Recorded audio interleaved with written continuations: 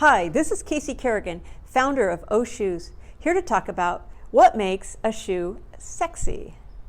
It's not what you think. So a number of you have been telling us that the Townies are sexy when they're on the foot. One reason is that being a Dorsey style, it exposes the sides of the feet, visually lengthening the leg, similar to a high heel. But there's more to it than that. That's all scientifically based, and it's shared by all our O shoes. Our shoes have an unusually wide forefoot and toe box, combined with a narrow heel, which isn't immediately thought of as being sexy, but is when you consider this. A little known fact is that a woman's foot is shaped differently. Compared to a man's, it's narrower at the heel, but much wider through the forefoot and toes. That is, our foot naturally flares out in the forefoot compared to men who have a more narrow, elongated foot shape. The feminine shape gives us a wider base of support through the front of the foot, which is necessary for our different weight distribution because of our wider hips, breasts, and the occasional pregnancy. In fact, with pregnancy, our forefeet get even wider, along with wider hips and larger breasts. Research studies show that universally across cultures, that on a subconscious level, the physical feminine attributes associated with fertility, like wide hips, breasts, and the curvature in our back, are what make a woman appear sexy.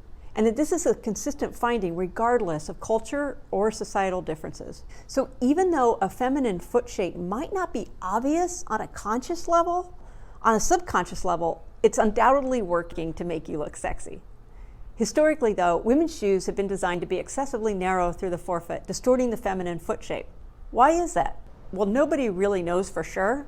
It probably has to do with the fact that men have always been the ones designing women's shoes. If women were designing the first shoes, she might have designed them based on the shape of her own foot. But with men designing the first shoes, he may very well have just assumed that women have the same narrow, elongated shaped foot as men, just smaller and more narrow. Or maybe it was once believed that a narrower foot is somehow more attractive, in the same way that foot binding was once thought to be attractive. Regardless of however it came to be, women's shoes have been unnaturally narrow for so long that it's become an ingrained tradition in footwear design and manufacturing. 10 years ago, I started a mission to break this tradition by making shoes that accommodate the natural shape of a woman's foot. I didn't do it to try to make shoes sexier, but it is nice that that's the way it turned out. I did it based on my clinical and research experience. We all know how traditional women's shoes can harm the feet. But we discovered with 3D motion and force plate analysis that they upset the postural alignment of forces that have an adverse effect on the entire body. That's why all our O shoes are shaped the way they are, embracing rather than distorting the shape of a woman's natural healthy foot.